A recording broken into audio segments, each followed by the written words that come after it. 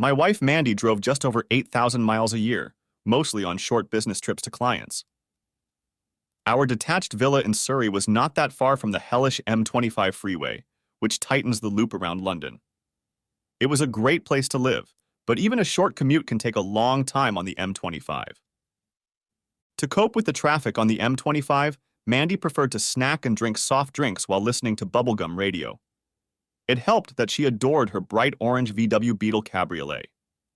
It was a brand new version of Volkswagen with a powerful 2-liter engine, state-of-the-art audio system, black soft top, and black leather seats. Many agree that it's a great little car, but that didn't stop it from cluttering up the interior with candy bar wrappers, empty drink cartons, and other nonsense. It amused me that she drove a car with a top speed of over 120 miles per hour, but most of the time it was either stationary or crawling along some of the busiest roads in the UK. Mandy's first car was an old VW Beetle when she was at university, and she told me she has fond memories of that car. This was before she met me, and in those days she lived at home with her parents. I didn't ask her, but it's likely that her fond memories involve spending time with young people in tight spaces. When VW reinvented the Beetle a few years ago, she kept talking about how much she would love to have such a car. I took the hint and bought a top-of-the-line convertible, which she wanted for her 50th birthday. I also bought a personalized registration that she had to have.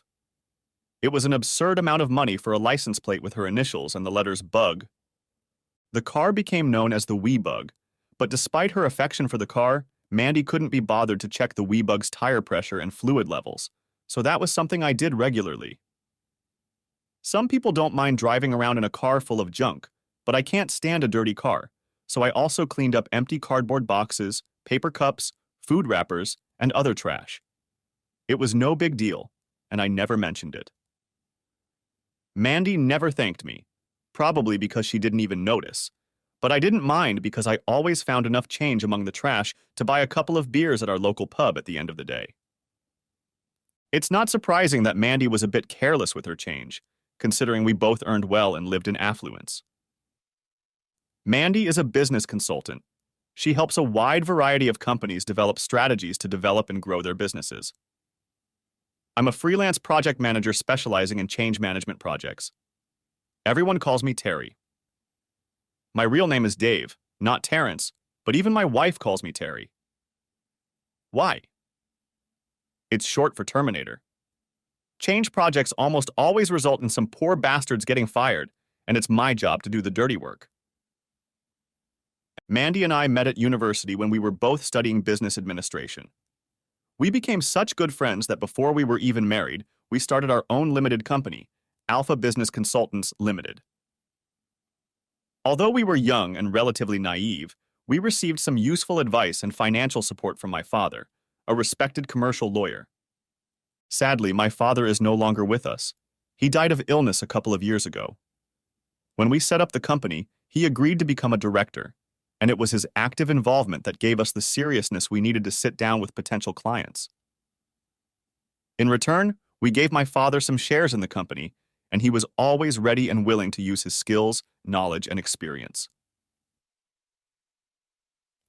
In the early years, Mandy and I worked hard to generate business for ABC, building up a base of clients who required strategic business planning advice.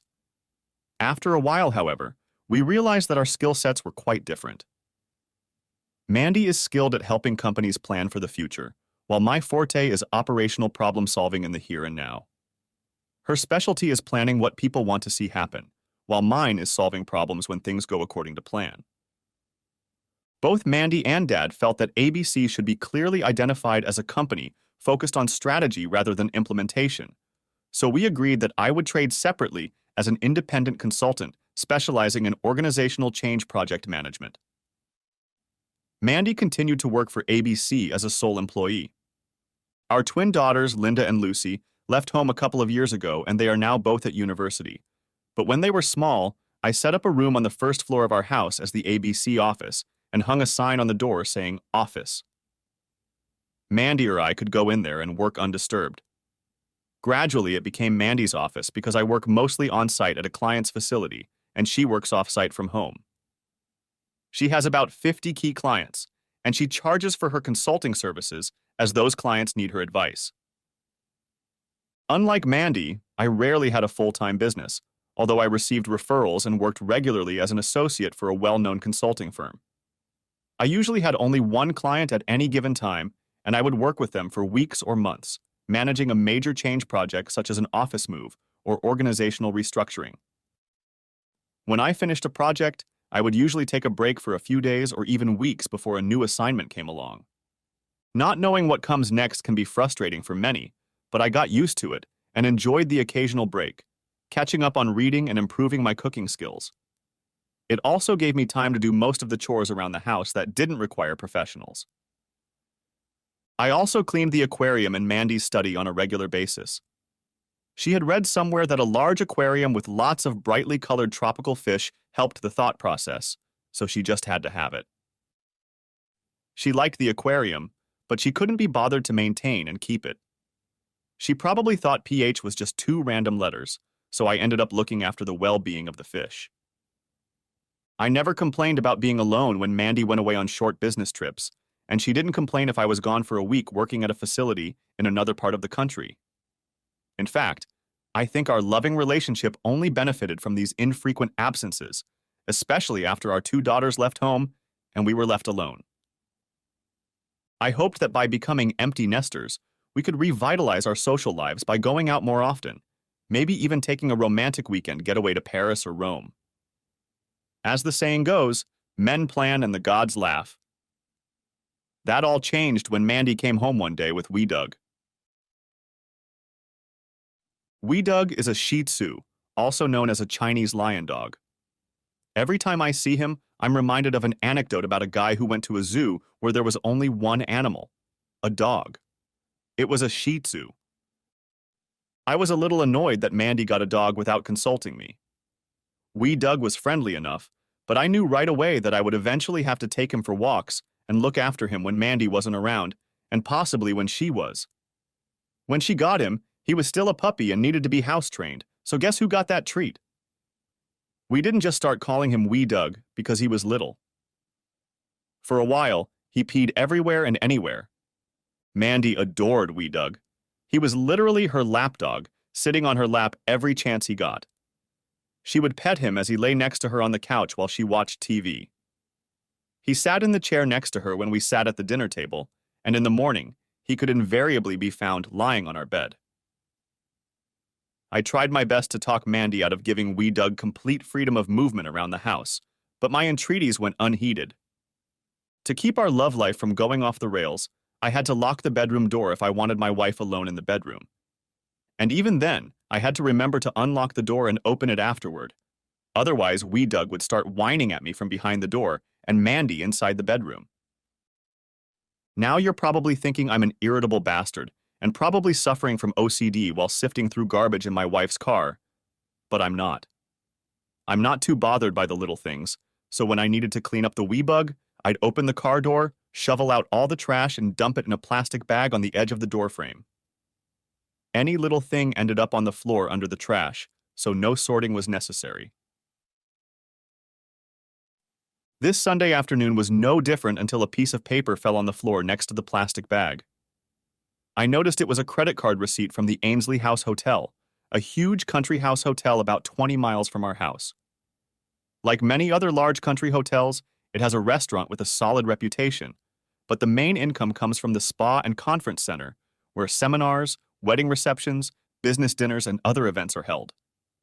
There were no details about the purchase, but the amount was what one would pay for lunch or dinner for 2 or 3 people. I assumed Mandy was treating customers, so I figured it was best not to throw the receipt away in case she needed it, and slipped it into my wallet to give to her later. I put all the snack wrappers and other trash in a plastic bag, tied it up, and threw it in the trash. Then drove Wee Bug to the local garage to fill her up and check her tires and fluid levels. And Mandy was leaving the next day on a business trip up north and wouldn't be back until a few days later. I, on the other hand, had a lot of free time. I had hoped to take her to lunch at the Fox and Hounds pub, but she said she was too busy preparing for the trip. I was disappointed by this because Sunday has always been a family day for us. Our daughters continued that tradition by calling each other on Sundays, So I wasn't surprised when, upon returning from the garage, I found Mandy with her feet up in the living room, clearly engaged in a long phone conversation with Lucy. Listening to Mandy finish the conversation, I realized that Lucy was having another crisis in her personal life. Linda is the calm and poised daughter, whereas Lucy is the drama queen. When their sleepovers with the boys got serious, I tried to stay calm, but also show that I cared about what was going on in their lives. They know we're both there for them if they need help or advice, but their mom is usually first on the list if they want to gossip or scandalize. As I recall Mandy telling Lucy to get over it, to get back in the water, that there are still plenty of fish in the sea and that she should try before she buys. I didn't know what had happened, and I didn't know what advice I would have given Lucy. I think the Latin motto, festina lente, is generally a good approach to problem solving. Take things slowly. Give yourself time to think, and then decide what to do. Whatever was going on, Lucy had to decide for herself what she wanted to do next. I wasn't going to do my part and confuse her further, so I just asked Mandy to say hi for me and went into the kitchen to prepare Sunday lunch. Roast beef and Yorkshire puddings with roast potatoes was our standard Sunday meal, and I found therapeutic pleasure in cooking it all together, especially when I had a decent bottle of claret to go with it. Mandy wasn't much for conversation over dinner, although she did bring me up to speed by telling me about her phone conversations with Linda and Lucy. Linda was in an ongoing relationship with a nice guy and was going through a blossoming period in her studies, getting good grades on her latest assignments. Lucy was not doing so well, and her boyfriend dumped her after he noticed her making out with another guy. I offered the opinion that Lucy's boyfriend could accept her making out with another guy if he was given time to change his mind. But I doubted that any way back could be found if Lucy decided to try possible substitutes in the meantime. Mandy had a very different viewpoint and seemed to think that Lucy should just forget about the relationship and look for fun elsewhere. After dinner, I went for an evening promenade with Wee Doug, making sure the small black plastic bag containing his belongings was tightly closed and tossed into the trash can outside. I just don't understand the idiots who hang these little bags on bushes and trees. Do they seriously think the dog shit fairies are going to fly in the middle of the night and pick up their leftovers? Later, I sat in the living room watching TV for a while Mandy went into her office with Wee Doug to finish preparing a presentation for a client. I loaded the dishwasher and went to bed, where I tossed and turned for a while before falling into a restless sleep. I vaguely sensed that Mandy had gone to bed much later, but when I woke up in the morning, she was already up. Instead of my beloved wife, I found myself face to face with Wee Doug, who was exhaling his stinky dog breath right in my face. There's nothing like morning Shih Tzu breath to get you out of bed in no time. I quickly got dressed and took Wee Doug out for his morning hygiene before joining Mandy in the kitchen. We're both not big fans of mornings, and Mandy always needed a couple cups of espresso to start the day. We chatted briefly about the weather as we waited for the rush hour traffic to finish its stop-start on the M25 freeway. Then she kissed me on the cheek, stroked Wee Doug affectionately, got into Wee Bug, and set off. It was only when she left that I remembered the receipt in my wallet and decided to leave it on the desk in her office. That's when I noticed that the payment on the receipt was timed at 10:18 a.m. It was most likely a payment for an overnight stay, but that didn't make sense. Perhaps she had some business event and didn't want to drive home. I could have asked her later, and there would probably have been some simple explanation, but I had some free time on my hands, so I decided to check my day planner to see where I was that day.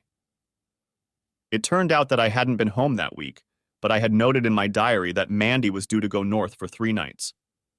The receipt was issued the morning after she left, so it looked like she'd only had time to drive 20 miles before spending the night at the Ainsley House Hotel. If she was at a business event, I could easily drop her off and pick her up, and she wouldn't have to pay for an overnight stay. I sat in her office and looked at the receipt. I hadn't noticed anything unusual in her behavior. We still made love regularly, but I couldn't escape the thought that this could be proof that she was having an affair. I was shocked by this possibility, But more than anything, I was puzzled. I had absolutely no idea that she could be having a close relationship with anyone else, and I had no suspects. I also had a hard time understanding why she would want to book a hotel room when she could just take advantage of my regular absences and have fun at home. Of course, maybe she was doing both, or maybe there was some completely innocent reason why she was staying at the Ainsley House Hotel that evening. As I sat there trying to figure out what was going on, it dawned on me that she could be doing the same thing on her current business trip. I grabbed my cell phone and dialed the phone number on the receipt, hoping my suspicions were unfounded. I asked the nice woman who picked up the phone if she could put me through to their guest, Mrs. Amanda Carmichael. She said she was sorry she couldn't do that. For a brief moment, I was relieved, but instead of saying there was no reservation for that name, she explained that Mrs. Carmichael hadn't checked in yet. Check-in is from 12 o'clock in the afternoon, and it was only 11:30 now. Would I like to leave a message? She asked. Of course I could leave a message something like this. Your husband called. He wants to know what the hell you're doing here. That would have been nice, but unlikely to give me the answers I needed, so I politely declined her offer. I made myself another cup of coffee and contemplated my next steps. Unlike the nitwits at the helm of our country, I wasn't going to waste my time chaffing, ducking the issue, or coming up with my own version of reality. Maybe going to the hotel and confronting Mandy wouldn't solve our problems, but at least I could take immediate action, whatever the consequences. Maybe there was a plausible and completely innocent explanation. On the other hand, maybe she had a bull and was putting the horns on me. I decided I would have to take the bull by the horns. I put Wee Doug in the garden, figuring I could clean up after him when I got back, then got in the car and headed for the Ainsley House Hotel. It was past noon when I got there, and I immediately spotted Wee Doug in the parking lot, so Mandy had probably already checked in. I parked across 4 rows and called Mandy on her cell phone. She answered almost immediately. Hey Terry, how are you doing? I just heard there was a serious accident on the freeway, and I wanted to see if you were okay. Traffic's a bit backed up, but I didn't know there'd been an accident. It's on the M25 highway, so maybe you managed to get past it before it happened. Oh yes, I'm just passing Watford. Thanks for checking. Okay, let me know when you get there safely. Okay, bye. After listening to this nonsense, I decided to walk around the hotel and see if I could surprise her.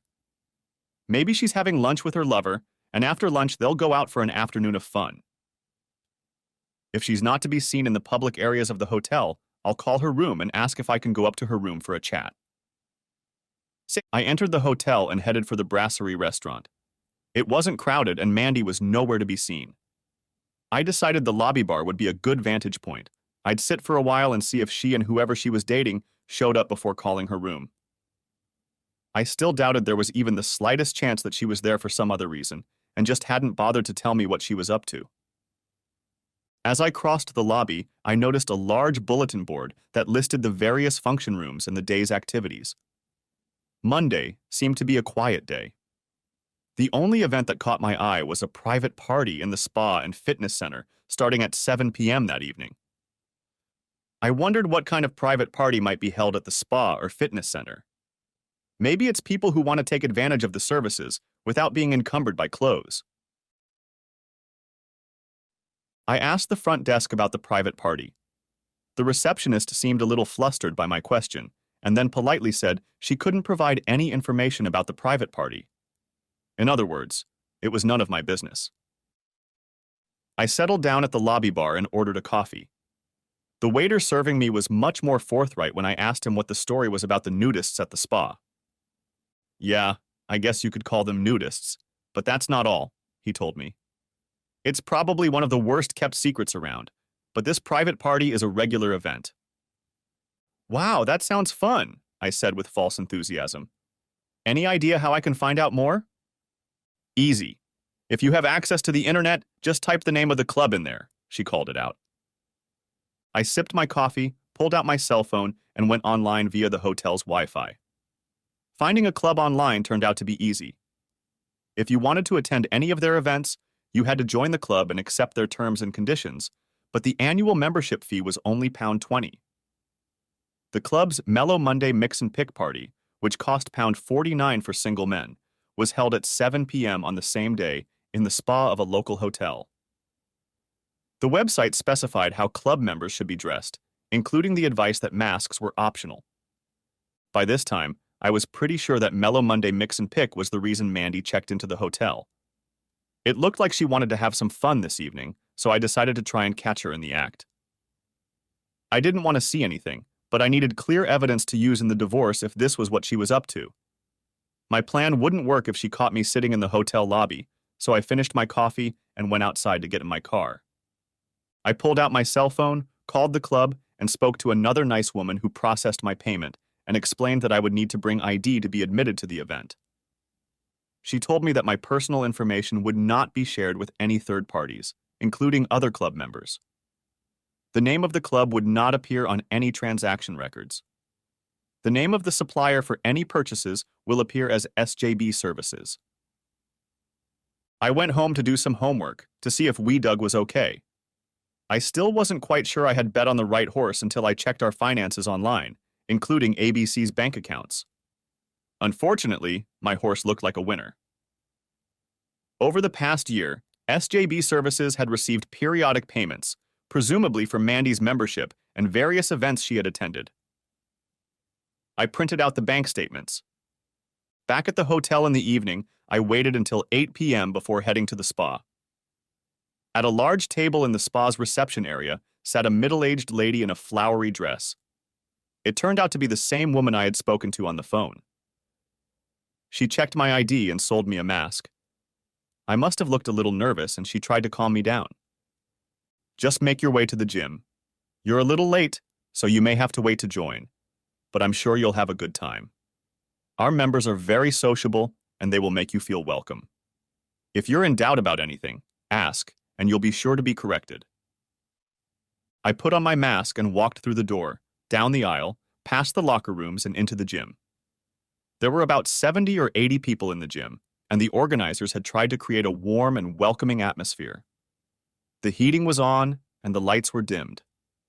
There was some pleasant jazz playing through the sound system, loud enough to provide background music to set the mood, but not impede conversation. Just outside the gym door was a table with refreshments, but the action was elsewhere. Further into one of the rooms I found my wife, and how she was doing it. I wasn't going to speak or utter anything that would give away my presence, so there was no chance of her becoming aware of my presence, as there were still many people around. I concentrated on secretly recording what was happening on the video camera of my cell phone, which I slipped out of my jacket cuff into the palm of my right hand. I'd signed a confidentiality agreement to get in, but that wouldn't stop me from getting evidence. Mandy's face would be clearly visible, and I could blur the faces of third parties into the video later. Standing next to me was a middle-aged white man dressed in a black shirt and black chinos. He was happily giving some sort of commentary on the match. I have no idea if it was meant for anyone else, but it seemed like everyone had something to contribute. Part of my mind was screaming in fear, but I shut it down in a dark corner.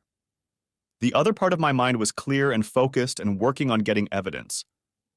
The girl at the front desk of the spa was surprised that I was leaving so soon after coming in, but I told her I had forgotten something and would be back. To say I was upset is an understatement. I was trying to come to terms with Mandy having fun with a bunch of strangers. She was giving them something that was very dear to me. Our special relationship was completely devalued and, as a result, worthless. I was in shock, but as I left the hotel, I began to have a physical and mental reaction to what I had just seen and heard. Nausea and a feeling of emptiness engulfed my stomach, and I could taste the bile that had gathered in my mouth, almost like food poisoning. At the same time, I experienced an overpowering feeling of sadness, so deep that I had to sit in the car for a while before I could drive home. Gradually, my mind began to build a barrier around the resentment, sadness, and grief. It didn't make me feel any better, simply because I knew all about the process of managing change in adverse circumstances. I wasn't going to waste time in denial. She was having fun with other people. After all, I had seen it with my own eyes. Sure, I was angry, but I accepted the inevitability of change and had to respond to it, make adjustments, and control the change process as much as I could. Grief and anger would be my close companions for some time to come, but I decided that I would begin to act without delay. I wanted to get ahead of things, not get stuck in a rut trying to figure out what and why. By the time I got home, I had an idea of how I could begin to take action, control the inevitable changes, and get the results I wanted, not those forced upon me. I waited and saw if I would feel the same way in the morning. In the meantime, I took a little walk with Wee Doug so he could do his business, and then tried to numb the heartache with a couple of mugs of Glenfarclas. Next chapter. I didn't sleep well and felt like shit the next morning, but Wee Doug and I were going on a trip. I'd always thought of Cornwall as the headland of England. It's as far southwest as you can get and juts out into the open Atlantic Ocean. Now most of Cornwall is practically a retirement home for wealthy retirees from London who have bought up all the little cottages that were once the homes of Cornish fishermen. The hard-working fishermen have been replaced by the silver-haired and wrinkled Mr. and Mrs. Beege. Many of these elderly people have pet dogs to keep them company and give them an extra incentive to keep healthy by going out for a walk each day. I thought about taking Wee Doug with me to Belgium, but he hadn't been fitted with an electronic chip and didn't have a pet passport, so that option fell away. Perhaps it was a good thing he didn't have a chip implant because he could have been tracked. In any case, Cornwall was further away from Surrey than Brussels. The drive to Newquay took over 5 hours, with a brief stop along the way so Wee Doug could stretch his legs and dump the load I'd bagged and thrown away. The lovely woman at the animal shelter happily picked him up when I told her I had found him wandering the streets of Newquay without a collar or any other indication of who his owner might be. She immediately recognized Wee Doug as a Shih Tzu, and I tried to tell her my zoo joke, but she didn't get it. She assured me that the dog would easily find a home, even if his owners could not be found, because he was just the kind of small dog that older people look for.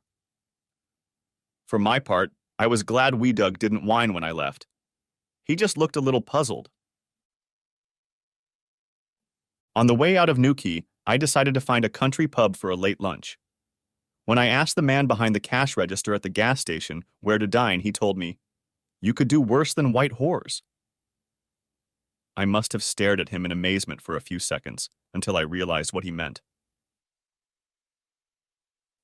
The White Horse Inn was nearby. Soon I was sitting at a table in a quiet corner of the beer garden all by myself, with a ploughman's lunch and half a pint of tasty ale. I checked my cell phone for messages and then called Jim Savage. Jim is a senior partner in a large consulting firm based in Surrey. Mandy and I have known Jim for a long time because he is a major competitor of the ABC. Jim is a pleasant enough character, but he is a bit of a wolf in sheep's clothing when it comes to business matters. Shortly after Mandy and I founded ABC, Jim tried everything he could to neutralize us. He offered us well-paying jobs if we would close ABC and move in with him. There can be little doubt that Jim would have hired us, but would have gotten rid of us a little later when it suited him. We didn't take Jim up on his offer all those years ago, but we did meet him from time to time at various business events hosted by the local Chamber of Commerce. Jim was very interested in what I had to say. Despite the short notice, he agreed to meet with me the next day. By the time I got back to Surrey, it was early evening, and I decided to call Mandy and tell her about Wee Doug. I was still feeling very angry, but at least I was able to take some action to take that anger away. I was confident that I could talk to her without telling her what was on my mind. Coincidentally, my cell phone rang before I could call her. "Hey, Mandy," I said. "I was just about to call you. I'm afraid I have some very bad news. Wee Doug somehow got out of the garden this afternoon. He ran out onto the main road and was hit by one of those damned juggernauts." "Oh my God!" she cried out in horror. "What happened? Is he okay?" "I'm sorry, Mandy. I'm afraid he's gone. I didn't see it myself, but a passerby came to get me. She said she saw a dog skip under our garden gate and run down the street, but she couldn't stop it. The truck driver didn't stop. Maybe he didn't realize he had hit a small dog. There was nothing I could do. I buried him in the backyard." On the other end of the wire, Mandy let out a prolonged sob and then mumbled something about her poor wee Doug. I couldn't blame wee Doug for Mandy's decision to have fun with other people. Besides, I had a much greater satisfaction in knowing that wee Doug was alive and well and living in Cornwall, while Mandy thought he was dead and buried. I expressed my condolences to Mandy and offered to make a small headstone on Doug's grave. This brought her to tears again, and we ended the conversation. She was clearly heartbroken, and there was no doubt that she would be crying for a long time that evening, mourning her loss. Next chapter. The next morning I went to the local butcher's shop and bought a rabbit, which I carefully butchered with a hammer and then buried, wrapped in an old towel in the garden. Just in case Mandy ever decided to dig up the corpse of her pet, I thought a smashed, decomposing dead rabbit might make a good stunt double for a smashed, decomposing dead Shih Tzu. I even put wee Doug's collar on the rabbit, but kept his ID tag as a keepsake for Mandy, so she would have a daily reminder of her loss. My meeting with Jim Savage went very well that day. After I explained what I needed, he said it was almost certain that his company would agree to the deal as I was proposing, and he would have their corporate lawyer draw up an agreement for me to review as soon as possible. On the way home, I stopped by one of the real estate agents in our area and chatted with them about how much they thought our house might be worth on the market. It sounded like a heck of a lot of money. Mandy and I discussed what we would do when we retired, and our plan of action included keeping the house and renting it out. We discussed it with our daughters, and they thought it was a good idea, as long as we didn't sell the house. Now I had a few changes to make to the plan. I didn't call Mandy that evening, even though she was probably waiting for me to find out how she was coping with the loss of wee Doug. I thought about it, but I wasn't going to be sympathetic. She would deal with it on her own and get home late the next day. If her words were to be believed, she was somewhere near Manchester, but who knows if that was really the case? Whatever she was up to and wherever she was, all I know is that I slept a little better that night, having gotten a little payback for the grief she caused me. Waking up early, I briefly wondered where wee Doug was, but then I remembered that he was no longer with us.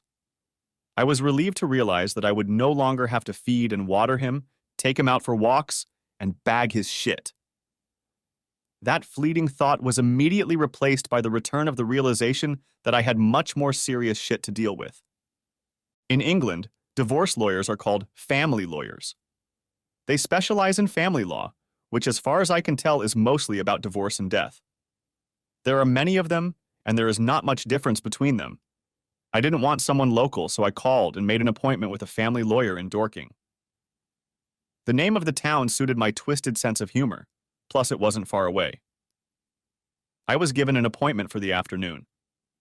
With time to spare, I checked information about personalized registration plates on the Driver and Vehicle Licensing Office website, then visited a jewelry store and went grocery shopping before heading to Dorking. In between, I called a few business associates. When I got to the family law firm's office, my nerves were on edge.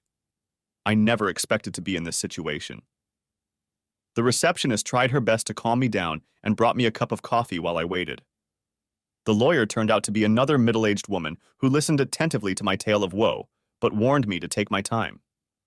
In my experience, attorneys are stingy people and rarely turn down potential clients, regardless of the circumstances of a particular case. I pointed out to the lawyer that the divorce petition could be withdrawn at a later stage. Of course, from my perspective, it was unlikely, and the attorney probably didn't care one way or the other, but she seemed satisfied that we had discussed the options and agreed to file the divorce petition on the grounds of Mandy's adultery. When I got home, I felt like peeing, so I went into Mandy's office and peed in her fish tank. I wasn't quite sure how all that pee would affect her tropical fish, but I figured it would probably be deadly. Dissolving in water, urea turns into uric acid and breaks down into ammonia, both of which eat away at the mucous membrane of the fish's gills and scales, resulting in suffocation. The fish would probably live to see the evening when she returned home, but I didn't care. I didn't want to kill her dog, but I didn't care enough to kill a fancy-colored fish. It seemed odd, especially since I had spent so much time cleaning out the tank and feeding the fish so far. I was killing fish, and it was disgusting and disgusting, But it was another small act of revenge, and another household burden lifted from my shoulders. I felt a little sorry for the fish, but I didn't feel sorry for Mandy. She would soon have other things to worry about. When Mandy got home in the evening, she hadn't eaten. It didn't help that I decided to make a very spicy beef vindaloo curry. It was one of my favorite recipes, but she couldn't stand it. That was fine with me. Plus, it gave me an excuse to drink some of that great Scottish craft beer I love so much.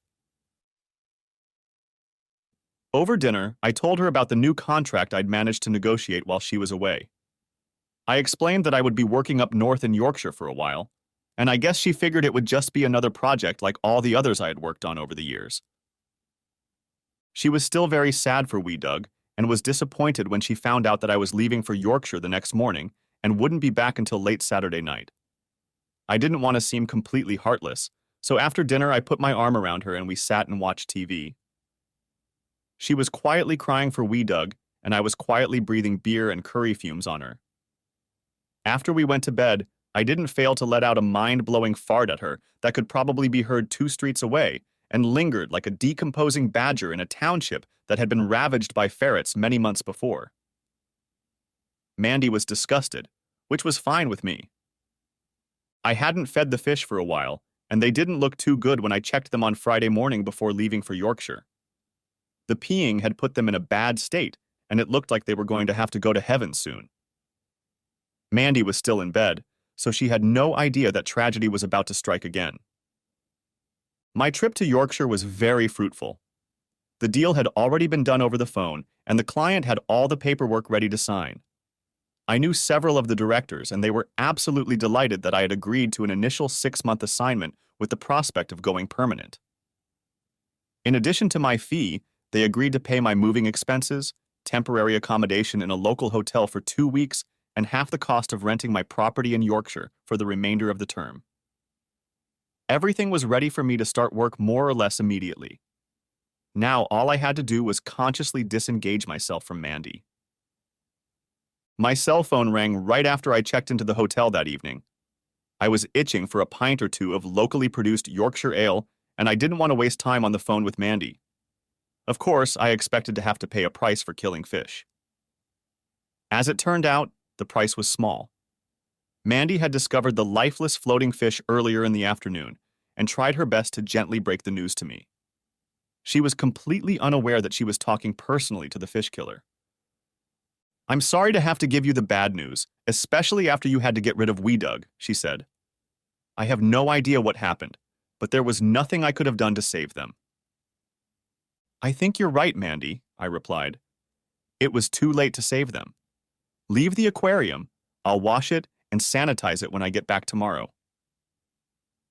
There was a very subdued atmosphere in our house that Saturday. It was only a brief stopover for me because I was back early in the morning and I was going to be traveling to Yorkshire again on Sunday. I had a list of things to do, including sorting out a pile of papers. Mandy went shopping and cooked dinner to keep me out of the way, and we spent a quiet evening in front of the Google box with a glass or two of wine, watching celebrity chatter on the TV. Neither of us was in the mood for intimacy, probably because we were both too exhausted physically and emotionally for different reasons.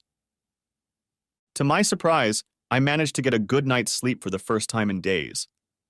When I woke up, the shock to my system seemed to have eased, and my mind had adjusted to the new reality.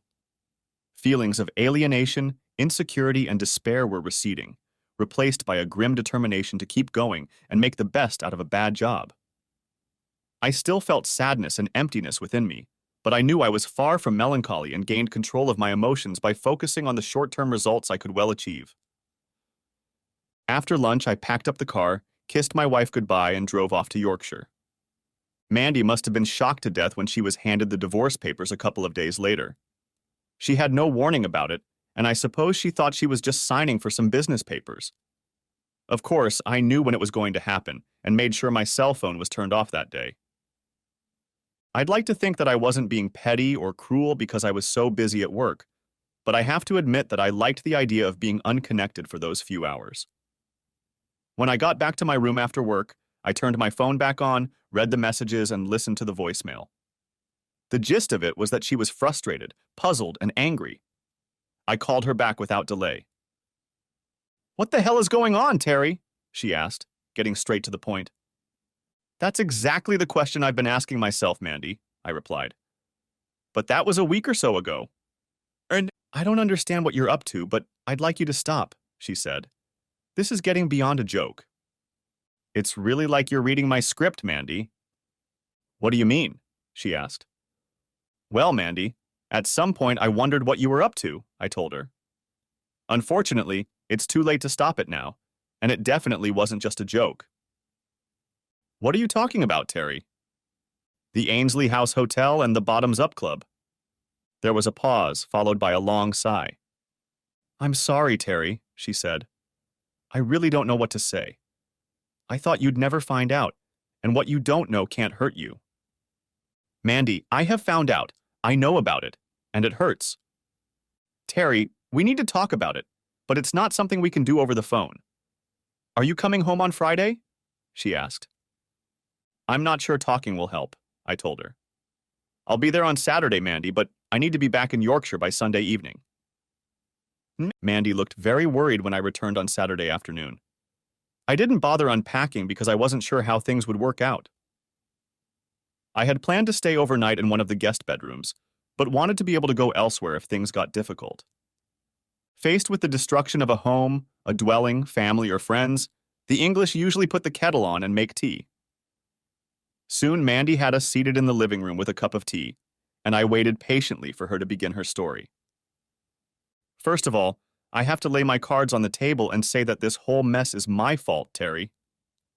I didn't answer anything. "The thing is, I gave in to temptation. I found out about the Bottoms Up Club almost by accident, and then I couldn't stop thinking about it. The first time I came, you weren't home. I was incredibly nervous, to the point where I put on a masquerade mask because I thought if I could hide my face, people wouldn't see me. I thought I could just be an observer and watch other people perform and put on a show for everyone else." I waited for her to continue. "At first, it was just as I imagined," she said. "But then a lot of people started coming up to me. It wasn't long before I let myself be talked into active participation. But then I realized that these people are some of the most sincere, honest, and safe people I've ever met, and that's another reason I kept doing it." She looked at me hopefully and expectantly. "I agree, Mandy," I replied. "Having fun with other people can be fun." She smiled encouragingly at me. "As far as I'm concerned," I continued, "if you don't have an obligation to someone else, you can do whatever you want, as long as it's with consenting adults." I sat back and sipped my tea, watching her smile fade quickly, and waited to see how she would react. As far as I could tell, Mandy acted as I expected. She had a plan, and she was going to carry it out. She admitted that there was a mistake in her plan for which she was responsible, but there was no evidence of apology, no regret for the damage done, and no indication that the plan would be reversed. I knew her well enough to realize that she would be like a dog with a bone. "What I've done with other people from time to time has had no effect on my feelings for you, Terry," she said. "I love you very much, and our life together is wonderful. I just hope you can realize that having fun with other people from time to time in a safe environment is no threat to what we have together. If you're not interested, you can just ignore it. If you're not there, you don't see anything." "I think you're wrong, Mandy," I replied. "In any case, I'm afraid it's too late for me not to see anything." "What do you mean?" she asked. "I know you found out about the payments to the hotel and the club. Do you mean you saw me there?" I looked her in the eye. "If I remember correctly, around 8 o'clock on Monday night a couple weeks ago, you were being entertained by two young guys." "Oh my God," she gasped. "I'm so sorry. Seeing me there must have been a terrible shock to you, but believe me when I tell you that I don't love anyone else and wouldn't want to love anyone else. In retrospect, I realize I should have talked to you, but I wasn't sure I could tell you about it." "Well, you were right about that, Mandy," I said. "I wouldn't have been happy if you had told me what you were doing. Maybe it was even more exciting for you because you couldn't tell me about it." "I know you must be hurt and offended, and I can understand your point of view, Terry. I agree that I may have made an error in judgment, but filing for divorce is an extreme reaction, don't you think? I don't think it's an extreme reaction under the circumstances, I replied. You chose to betray me by giving yourself to other people. In my mind, that's unacceptable, which is why I want a divorce. Mandy's shoulders slumped and she sighed resignedly. Can we at least give some thought to what this will mean for all concerned before we go down this path? I just don't think we should give up on the status quo without thinking about the consequences. I'm already thinking through the consequences, I replied. We can take time to think about it, Mandy, but it's unlikely I'll change my mind. Next chapter. I left Mandy alone with her thoughts and went to the Fox and Hounds for a beer myself. I like pubs, but I never felt completely comfortable in the Fox and Hounds. Despite all the years we'd lived in the neighborhood, I wasn't going to miss it much. The clientele consisted mostly of pretentious middle-aged assholes, and given the choice, a pint of Yorkshire ale would beat a watery southern beer any day of the week. Sipping my flat, warm, and relatively flavorless homebrew, I pondered my next steps. By the time I got back to the road, Mandy had already started getting ready for dinner, so I went upstairs, dropped my bag off in the guest bedroom, and picked up a couple things I needed from the master bedroom. Our conversation over dinner mostly centered around what our daughters were doing. Lucy had obviously heeded Mandy's advice and was playing the field, finding a replacement for her ex-boyfriend, who was now dating Lucy's best friend, much to Lucy's annoyance. I asked Mandy what a BFF was, and she explained that it stood for best friend forever. It seemed unlikely to me that the girl in question would have that status for a long time. I had always considered Mandy my best friend. She knew that my attitude towards her was now relatively cold, but I don't think she realized how much things had changed, perhaps because I wasn't rude or impolite. She seemed to be under the impression that our conversation in the afternoon had led to some sort of ceasefire agreement. I wasn't going to dissuade her of that just yet. Sunday morning, I got up bright and early, made myself some toast and coffee, packed my bags, jumped in the wee-bug, and set off for Yorkshire. I thoroughly checked and cleared the car of everything that belonged to Mandy, including some business folders I found lying on the back seat. I had already passed Watford when my cell phone rang. "Where are you?" Mandy asked. "Did you happen to take wee-bug to the garage?" "No," I answered. "I've picked up wee-bug and I'm on my way back to Yorkshire." "I don't understand. You mean you've already left? Why did you take wee-bug away and why didn't you say goodbye?" "I decided to pick up wee-bug and you were still asleep." There was a pause while she comprehended the information she had received. "I don't understand," she finally said. "What am I supposed to do without wee-bug?" "You can use the other car, the one I usually drive." "I still don't understand why you took my car, but I know you're not yourself right now, so I'll let you go this time. I'll make do with another car for a few days. Just drive carefully and make sure you don't damage the wee-bug." By the next afternoon, I was the proud owner of a little red Mazda MX-5 convertible I spotted in the parking lot of a Yorkshire dealership. I part-exchanged the wee-bug minus the personalized registration plates. All the DVLA paperwork was done, and I put the personalized registration number up for sale on several websites. Mandy was very annoyed when she phoned me that week to find out that I had no plans to return from Yorkshire. "But how am I going to get my car back?" she asked. "You can't," I told her. "I sold it." "What do you mean you sold it?" she screamed. "It was my car." "Actually, Mandy, technically it wasn't," I replied. "I bought it, and my name was on the DVLA registration paperwork." "But that's not fair, Terry." "Maybe it is," I replied. "I suppose you could argue that I gave it to you as a gift, and it was unfair of me to take it away from you. But that's not much different from what you did to me." "Oh, come on, Terry," she said. "It's not the same thing at all. You're just being petty, but I understand what you're trying to get across to me. If you'd stop this nonsense and just come home, we could talk things out reasonably, settle things, and move on with our lives." "Leave it to me, Mandy," I said, "and I'll come back to you." For the whole of the next week, Mandy called me every day, asking me to come back to Surrey to talk to me and try to sort things out. The conversation was always the same, until she found out that I had sold my stake in the ABC. "How could you make that decision alone?" she pestered me. Why didn't you talk to me about your thoughts? I'm the second shareholder in our company, so you should ask me before you just take off and do something crazy like this. Those are reasonable questions, I replied calmly. I know you're ABC's second shareholder, and I realize that my actions will seriously affect you. Believe me, Mandy, I completely understand that you are angry and upset that I made the decision unilaterally without consulting you. I am absolutely certain that you would not have approved of my intentions, but I did not need to ask you about selling my ABC shares. I know how you feel because I felt the same way when I found out about your decision to have fun with other people. I'm sorry you're upset, but whatever your feelings are, the decision can't be undone. You'll just have to accept what happened and adjust to whatever changes come as a result. You bastard, Terry, she growled. The next time she called, a few days later, she was screaming and yelling at me, blazing with rage.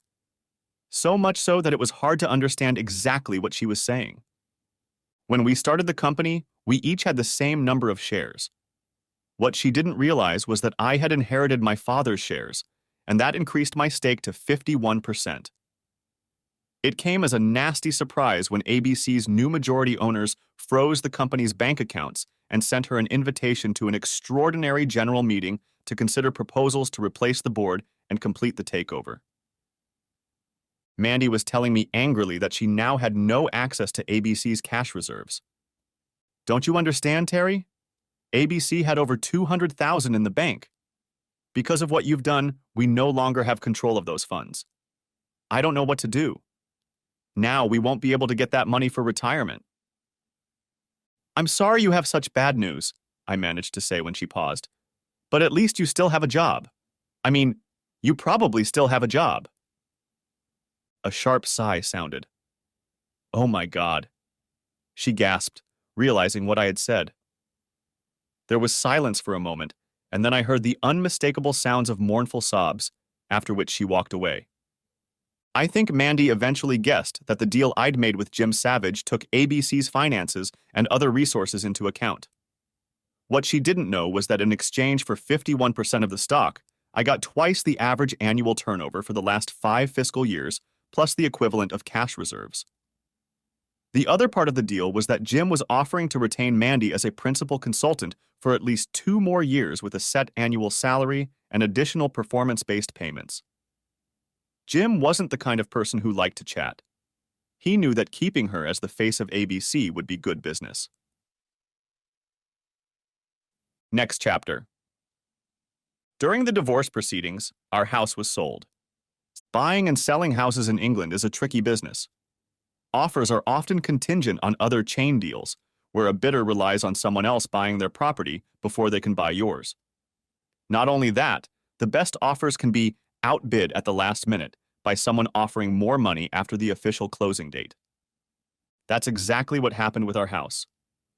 The best offer at the closing date was contingent on other transactions in the chain that would have eventually gotten us the money.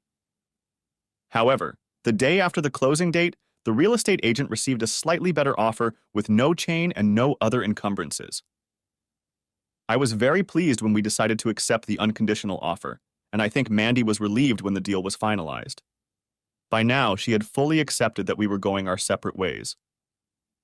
The deed transferring ownership of the house stated that Max Payne Associates was the new owners. I made sure that the identity of the person behind Max Payne Associates was not revealed. I considered it a good investment. The house was in a great location and could easily be rented out to create an additional source of income for a change management consultant living and working in Yorkshire. I hadn't spoken to Mandy for quite some time, but she rang me recently to ask if I had come across her wedding dress. Our daughter, Linda, and her boyfriend are on the cusp of getting married, and it seems Mandy was keen for Linda to wear her wedding dress on the big day. Mandy thought that perhaps it had been mistakenly packed and put with my things when we parted. I'm sorry, Mandy, I said. I have no idea where your wedding dress might be. I always try to tell the truth. I have no idea where the dress might be now, because I took it and sold it to a nice lady in Yorkshire who has an almost new store. There is no way I would let my wife keep that wedding dress. Apart from breaking her vows, I was sure my daughters would not be able to wear it if or when I escorted any of them down the aisle. Lucy called me a few days later. "Mommy's freaking out, Daddy," she exclaimed in drama queen mode. "She just found out that the diamond and eternity ring you gave her a few years ago is cheap costume jewelry. It's more or less worthless." "Oh dear, that's a shame," I replied. "She must have thought it very valuable and must be very disappointed and unhappy. I guess she never would have known the truth if she hadn't checked it out. That's the way it is in life sometimes. People put a value on things and then feel terribly disappointed if the value of something turns out to be much less than they thought it was." Sure enough, the original ring is safely locked away in a safe deposit box at my bank. Who knows? It might come in handy if I find someone special. The end. Thanks for watching. I hope you enjoyed it. So subscribe to my channel and watch the next video.